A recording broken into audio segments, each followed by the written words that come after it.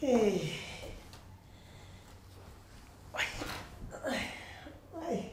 Mariam on Ala ay jam jantu maraga nala to jantu ko feewi jantu yettudelo ay jam yettudelo ah ala to jantu ko feewi gas sapa yettudelo bu ah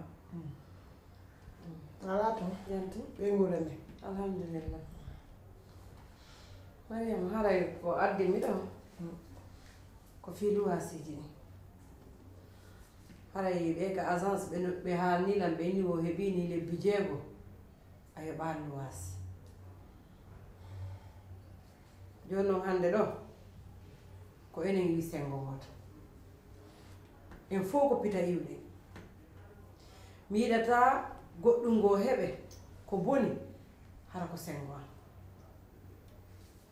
ko ɗum waɗi sin tawi mi arde makko haalnamen kono luwasiji ɗin hettorta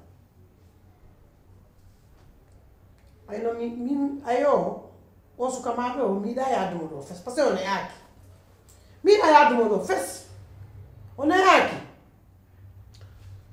itti ley han hewte dowga ko onon tun jotto ɗo han oɗo wattu hara ko 2 mois 3 mois 4 mois han waɗa 6 mois hara o yoɓa hayɗo ɓe fof hara yoɓi on tun kono defeten hirade ene anga sutaki lammari hoɓɓe aɗa lammari hoɓɓe andari ko frigo ko ɗon nder toon hey miye so yandi ay ko defata ko wela dal goɗɗo yahata ene jookuwal fi o welal tan fes joni gasi ko holno fi luwasiji ɗin kono mi hettirta joni ɓiɓɓe am ɓe no yehi vacance kamen Fouta joni yande so ɓe arti sende jaɓi ɓe jonnete ɓayɗa andi mi wakkili kefi maɓɓe ha ɓe gayni jande yiɓe gollude so ɓe arti tun ɓe jonnete mbuɗɗe an joni business yande nala yaade joni no hanniri noon joni yande mi jeejima gasi ella ala ko on tummo ko basa o haali yo waɗa ko wi ko inchallah eyi aw ene e hompitade kam en a woppitade no naltana a woppitade fof no e jam aw ene ɓeya hajja binta ɓe wonɓe ka sengo dow juulirde ɓe wonɓe to sengo dow ɗo woodi maɓɓe sa feƴƴinino ndeysan hay jaaje maɓɓe wonɗi ɓe leeni ɓe kadi ɓe feƴƴinino leeɓi mbi joni seeɗa mi joni kamen no wulɗi joni e kamen no woɓɓe fof feƴƴinino joni fof no ka saare wallahi fo yehi ka saare e woyi fo yehi ka saare joni joni kamen no wulɗi ha ndeysan cakka ayaloji o ɗo hayo ka kamen toon i pita to kono mi anda kon toon ka maɓɓe oɗo kadi komo pitane o toon o iwri min mi anda o wola inde makko o wola inde mawɓe makko ɓe o adda ɗo fi golle kono min fi makko wella allah fi allah nokkorla ɓiɗɗo debbo hokkorla ɓiɗɗo gorko ɓen ɗon ɓe yonanila fi makko wella allah fes awa jonnamo ɓay min lam faala golle sida faalaɓe jonnete ɗum no yo wani wasa ko joni fi makko wella allah few sila fala Ndesa jonni la mo me yaade. ɗum probléme ala Ah. yimi noddumo ni sila fala ala ko rayde ma hacca jango ko ɓuran mawo mi noddumo hajja mi anda siko noon o innete hajja e ari ɗo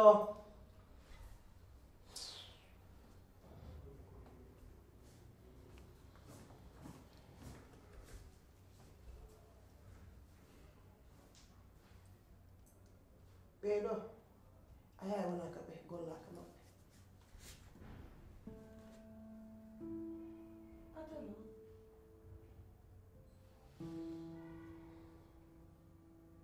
ko on to wonata ɗo a yaha wonda a yaha ka maɓɓe wonɗo a yaha ka maɓɓe won ono wullata e waɗum ni Yalla kenela ko ni na foy kam toro kiyo e waɗi ni kono Ene wullata ko no wullata. Hey, yo hey. kenela mi warala Hey, nakko quoi? ɓe ande awaɗana tous awaɗana Hey, ko jo. a yaha wona ka Ko maɓɓe no wullata. Mai wonen kan. Ton kadi ko suudu. o diru hay sa wullani e yaade wona toon ay waɗum ni way Fi Allah ko ni bonni fi Allah mi fanko ta wullu min ta wullu e yaade so yaade a wonay toon e jankadi nani voilà ok Hey ko. ya gonda Mai goɗɗo yaade wona ka an. Aw alototo a nyamay a waloto ton kadi ko suudu sifa ɗo. nako wullata ay mi Ma moymo hullu nan. immo yaha to immo o wullani ni o gal goɗo no yaha ene jokuma mi fiyo weɗanan fes Ok, gasi joni mi waynike. Joni yomi yaw. Joni jango min mino e goɗɗo gokko ala. ngelo goɗɗo arana Eyi salli. probléme o ala Eh. o yiɓananan ɗo Ah, aɗa wi ɗum nan. Eyi. Aɗa ko. aɗa ɗo tan aɗa kam Non, non, jara jara accu ɗum. Accu ɗum. mi feri ko mbafam Reba gasal de.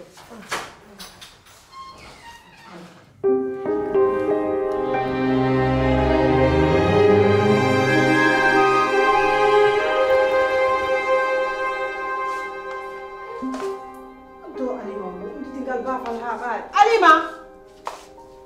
Alima! Naam tanti. Ko noon ɗa wadde nder ton? Allah waali. An honno waɗa walode accitangal bafal no udditi ha ɓaari. Gandal yamiɗa annuke. Haray gooji o ɗo mi yalti. Fii ko wallitoma golle ɗen. A nani? Nani? Haray jiwo hin ɗo suudu mon ɗo. Naatu lootol a sa naati a lootike après tawoyami dow. Nani? Eyi. Yow naatu ɗo naatu ko chambre mo wonno. So gayni lootaade haalnamo tawoyami dow. A nani? Awa. Eyi hara kittirani ngal bafal ni. Omo bafal ngal.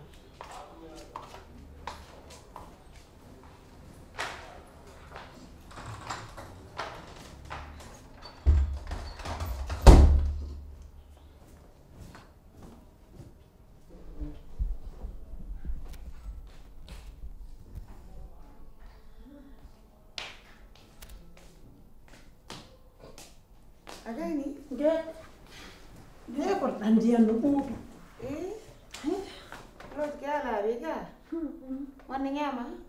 mi yaari Acu wana ma nyama isi ko seeda. albarka mi ñaamino Nyamu seeda ka? Patron o wasa gani ka tawo be dowga. min Wasa gani ka tawo be dowga. dowga awa Andi ton jon may mi sa anda na. ko laawol ngol konto ɓe rewata Sa yi sengo ma nyamu ngum kontine ha ko dewa ko skale gi ha ko hatti dum. awa Fami? nan a tara ɗaga ka Non do yo wara. naarde fije nan Awa yo.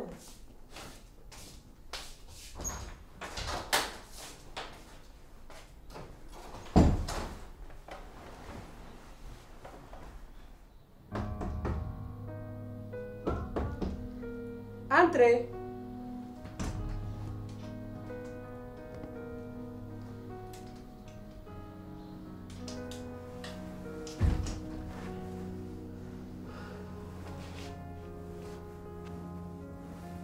patron noddina ko min nodduma arga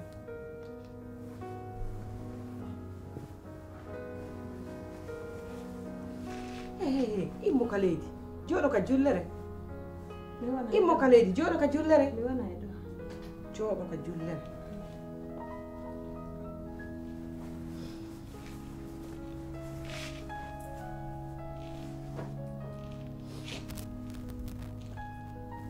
komin nodduma haray Allah waɗi aari ka an ɗo ɗe galle noon ko min jeyɗo e kadi ka arɗa ɗo kaka ma arɗa ka liberté nder ɗo kadi ko falɗa o a waɗa e nder ɗo anani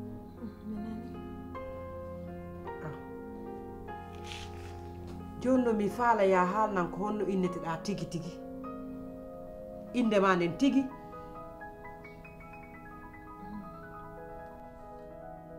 ko hajja mi innete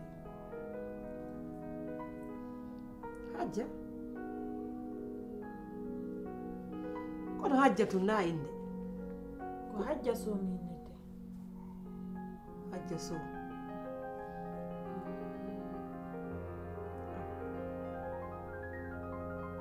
an ko hontoy ka men ka mon tigi tigi tigi ko honto ko pita won ka honto e pita pita ka hoɗo mon tigi tigi ko ɗo mi landima ko honto e pita ko pita centre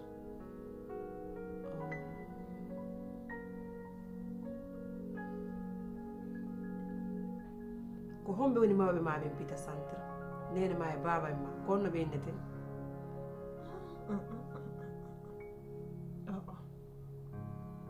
to landolan fimawɓe yamɓe wona wondema ittilan komi wonno ton addirɗon lan ka galle mon labaɗe ɗo landorton lan fimawɓe yamɓe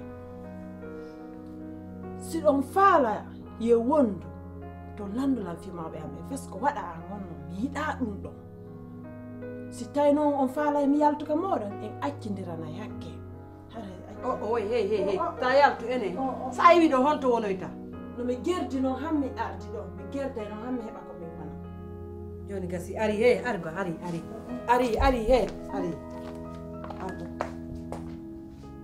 ga en famodire jooɗo ɗo yewten en famodire jooɗo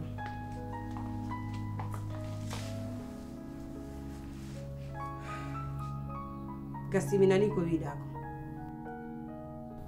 mi lantakoma ɗum hande kadi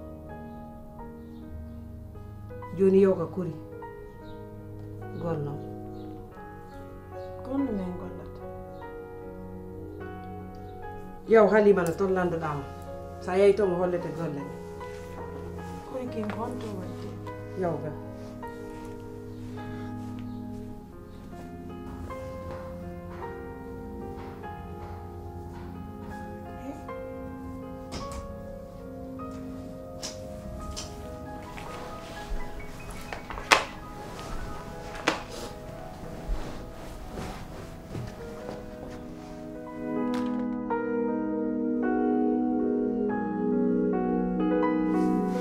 Karen,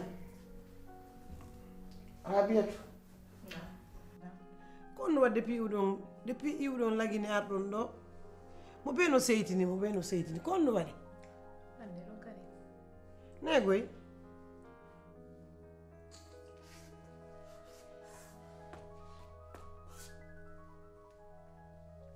mo ɓe mo no seytini tun no seytini kono waɗi awa so gayni seytinde awa ñamande no habbi lebbi 6 en yoɓali debbo ngariɗo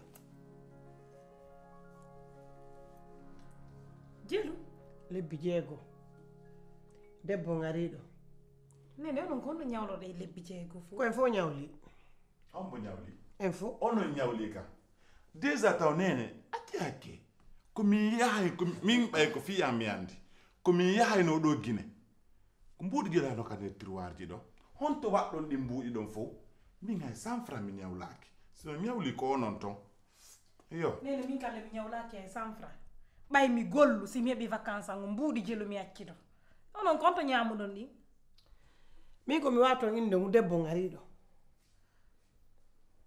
ene happito mi landuma an ko wonnoɗa gollude toon ɓa fokkiti guine a yaltinano golle yaltinaka an kadi noon a yaltinano golle mi yaltinaka de ko vacance awa gasi joni guere régilo mbuuɗi debbo on nene min hay si mi yoɓay ɗo ne ko un mois mi yoɓata ha mi halna on ɗum mbuuɗi debbo on ɗo yoɓete ɗo acce ko min ƴiwɗo Fuuta on arta yoɓana wonɗo e saare ñamande ɗon waawi wonon ka saare ga habboro yowɗo Fuuta yo ar yoɓano ñamande ni no wawi wonde par ce que son ari on futtoto golle awa min on mi ala yoɓude hoore am mapini min ene taw haaliro non mi haaliray noon de par ce que on fuɗɗito kuulondirde min haaju an ala e ɗum de komi andi gal appartement ko yoɓete ɗum hokkami feƴƴa si ɗo yewteɗa ko 50-50 amo yoɓatano ñamande fof yakani no wodi ko mapinilam no wodi ko anni to terana ɓortolowo to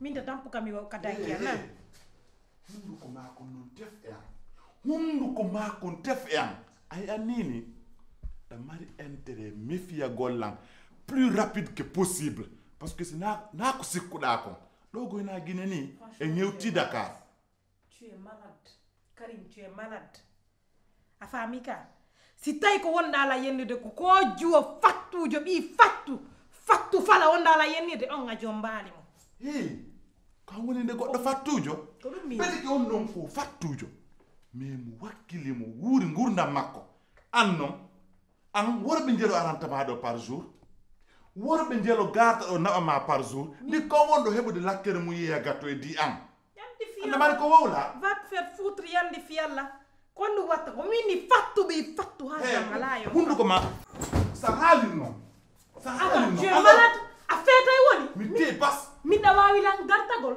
va te faire foutre miɗa wawi lan gartagol a feetay woni iya hersata ko aw woni hersata ara filtanaki ma haalan gollan ɗum a faami ka wonɗo dariɗo ɗo o hi ilan o hi Allah yimɓe no yiɗdira ma ɗo dalɗayni ko goɗɗo fattujo min mbete miɗo ɗum no hersnani ma ɗum mi inni ko fattu mi haali ayam na ko min heeɓi mone si bandirawo ma sonti e galle a ƴetta goɗɗo faalaka mi ɗum no hersini mi sonta tu as quel âge hande ɗamari duuɓi au moins je gagne ma vie tu gagnes ta vie je gagne ma vie hay goto faalaka est ce que mi da fawtilam ha hersiyolma va te faire foutre yandi en foire anda fusana a dartagol jaajiraɓe ma imbécile fattu mi inni